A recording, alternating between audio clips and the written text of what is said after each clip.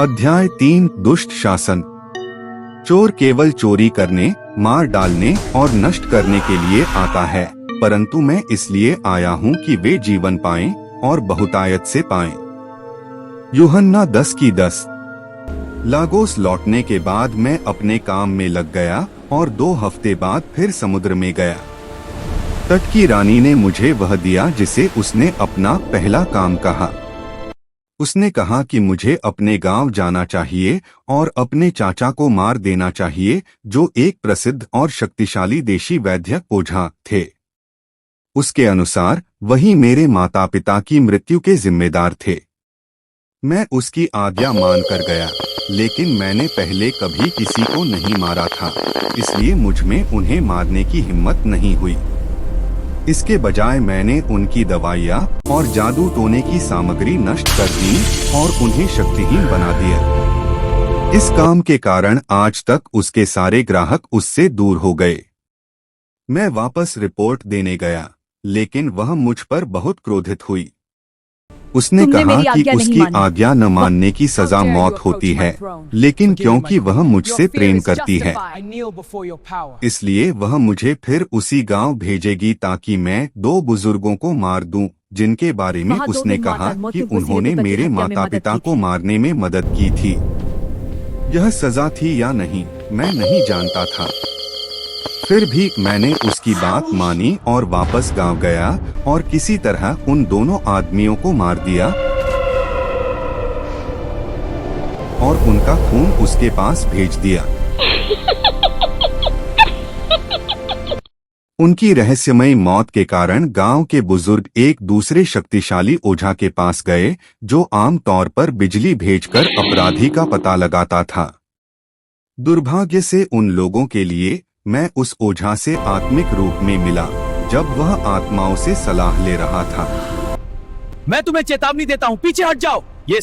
मैंने उसे चेतावनी दी कि अगर उसे अपनी जान प्यारी है तो वह कुछ भी न बताए। वह बाहर आया और बुजुर्गों से कहा कि वे घर जाएं और अपने ही एक बेटे से माफी मांगे जिसे उन्होंने ठेस पहुंचाई थी। उसने मेरा नाम नहीं बताया।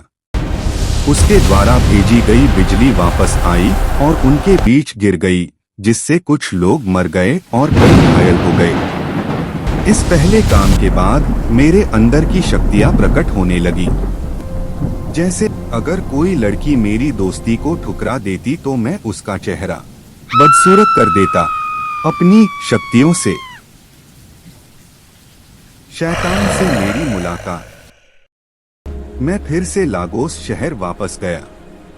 एक दिन नीना नाम की एक लड़की मुझसे मिलने आई। उसके माता पिता अनाम्बरा राज्य से थे। वह बहुत सुंदर थी, लेकिन ज्यादातर समय समुद्र की आत्मिक दुनिया में रहती थी। वह समुद्र की रानी की सेविका थी और ईसाइयों से बहुत नफरत करती थी। वह ईसाई धर्म के खिलाफ काम करती थी। मैं उससे पहली बार समुद्र में मिला था। मैं समुद्र की रानी की सेविका हूँ। पहली बार हम समुद्र में मिले थे। हाँ, और अब मैं उसका संदेश लेकर आई हूँ। इस बार वह समुद्र की रानी का संदेश लेकर आई थी। हम दोनों एक जगह गए जहाँ हमारी लूसिफर के साथ बैठक होने वाली थी। बैठक में शैतान ने हमसे कहा कि हमें केवल सच्चे विश्वासियों से लड़ना चाहिए, क्योंकि जो लोग विश्वास नहीं करते वे तो पहले से ही उसके हैं। जब किसी ने पूछा कि ऐसा क्यों, परमेश्वर ने मुझे उस जगह से निकाल दिया था। मैं नहीं चाहता कि कोई सच्चा मसीही उस जगह तक पहुंचे। तो उसने कहा कि परमेश्वर ने उसे स्वर्ग से निकाल दिया था। वह स्वर्ग शब्द नहीं बोलता था, बल्कि हमेशा वह जगह कहता था। उसने कहा कि वह नहीं चाहता कि कोई सच्चा मसीही उस जगह तक पहुंचे। उसने यह भी कहा कि पाखंडी लोगों से लड़ने की जरूरत नहीं है, क्योंकि वे उसके जैसे ही हैं। उसने कहा कि उसका समय कम है, इसलिए हमें और ज्यादा ताकत से काम करना चाहिए ताकि कोई भी स्वर्ग तक न पहुंच सके। फिर किसी ने कहा कि परमेश्वर ने लोगों को बचाने के लिए किसी को भेजा है। शैतान ने पूछा, कौन? यीशु। मैंने कहा था उस नाम का जिक्र कभी मत करना। जब किसी ने यीशु कहा तो वह गुस्से में अपनी सीट से गिर पड़ा। उसने उस व्यक्ति को डांटा और कहा कि उस नाम का जिक्र दोबारा कभी न करे। बाइबल में लिखा है कि यीशु के नाम पर हर घुटना झुकता है, यहाँ तक कि शैतान भी। इस घटना के बाद उसने हमें हिम्मत दी और नीना ने कहा कि इन ईसाइयों की बातों पर ध्यान मत दो। उसने कहा कि वह लूसीफर है और बहुत जल्द दुनिया पर राज करेगा। तब वह हमें, अपने एजेंटों को, बाकी दुनिया से अलग एक बेहतर स्थान देगा ताकि हमें कष्ट न सहना पड़े। उसने वादा किया कि वह हमें शासक बना देगा। ही से चिंतन हो, तुम्हें एक बेहतर स्थान दूंगा जहां कोई कष्ट नहीं, तुम शासक बनोगे। उसने आगे कहा कि इंसान को चमकदमक और दिखावटी चीजें बहुत पसंद हैं, इसलिए वह ऐसी आकर्षक चीजें बनवाता रहेगा ताकि इंसान को अपने परमेश्वर लिए समय ही न मिले। उसने कहा कि वह चर्च को नष्ट करने के लिए 3 चीजों का उपयोग करेगा: पैसा, धन दौलत, औरतें। भाषण के अंत में उसने सभा समाप्त कर दी। यह मेरी शैतान के साथ पहली बैठक थी। इसके बाद भी कई बैठकें हुईं। जब हम वहां से निकल रहे थे तब समुद्र की रानी, जो अलग अलग रूप धारण कर सकती थी, मुझे अपने महल में ले गई। तब समुद्र की रानी, वहां उसने मेरी दोनों टांगों की हड्डियों में इंसानी राख और कुछ अन्य चीजें मेरे पैरों में वहां उसने मेरी दोनों टांगों की हड्डियों में इंसानी राख और कुछ अन्य चीजें डाली। मेरी उंगली में एक खास पत्थर रखा और दाहिने हाथ की हड्डी में भी कुछ डाला। इन सब चीजों का अलग अलग काम था। उंगली में रखा पत्थर मुझे यह जानने की शक्ति देता था कि कौन मेरे खिलाफ क्या सोच रहा है। दाहिने हाथ में डाली गई वस्तु मुझे नष्ट करने की ताकत देती थी। टांगों में डाली गई चीजें मुझे कठोर और खतरनाक बनाती थीं। टांगों में डाली गई चीजें मुझे कठोर और खतरनाक बनाती थीं, जैसे औरत शक्ति या रूप बदल सकूं। और यह भी शक्ति देती थी कि मैं रूप बदल सकूं, जैसे पक्षी, जानवर, औरत, बिल्ली आदि। वह मुझे एक प्रयोगशाला में ले गई और वहां से एक दूरबीन, एक टीवी और एक वीडियो दिया। ये साधारण चीजें नहीं थीं, बल्कि इनका उपयोग चर्च के अंदर आने वाले नए विश्वासियों और चर्च जाने वालों को पहचानने के लिए किया जाना था।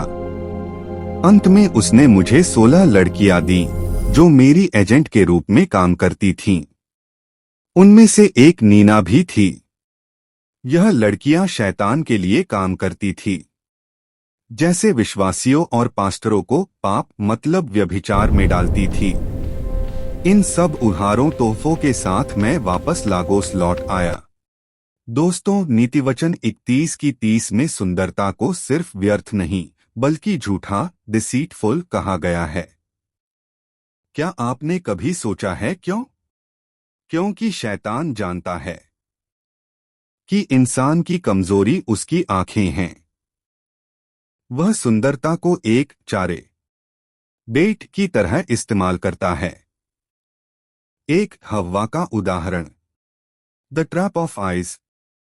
अदन की वाटिका में भी शैतान ने हव्वा को वही दिखाया जो देखने में सुंदर था। आज भी वह सुंदर चेहरों और आधुनिक आकर्षण के जरिए लोगों को परमेश्वर के मार्ग से भटका रहा है। आज की चकाचौंध वाली दुनिया में सुंदरता का उपयोग वासना, लस्ट, घमंड और अनैतिकता को बढ़ावा देने के लिए किया जा रहा है। 2. चरित्र का पतन, कैरेक्टर एरोजन। आज सोशल मीडिया पर हम देखते हैं कि सुंदरता के नाम पर अंग प्रदर्शन और अश्लीलता को आजादी का नाम दिया जा रहा है। शैतान युवा पीढ़ी को यह सिखा रहा है कि अगर तुम सुंदर हो तो तुम कुछ भी गलत कर सकते हो। वह सुंदर चेहरों के पीछे कड़वाहट, स्वार्थ और ईश्वरहीनता को छिपा देता है। 3. शिमशोन और दलीला का सबक। बाइबल में शिमशोन की ताकत को किसने खत्म किया? एक सुंदर चेहरे ने। दलीला की सुंदरता ने शिमशोन की आत्मिक आंखों को अंधा कर दिया था।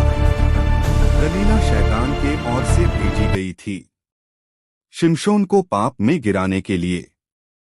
जब हम सिर्फ बाहरी सुंदरता के पीछे भागते हैं तो हम अक्सर अपनी आत्मिक बुलाहट और सामर्थ्य को खो देते हैं। 4. शैतान की रणनीति से कैसे बचें? शैतान आपको यह विश्वास दिलाएगा कि बाहरी दिखावा ही सब कुछ है। लेकिन याद रखें, नंबर 1, परखने की आत्मा।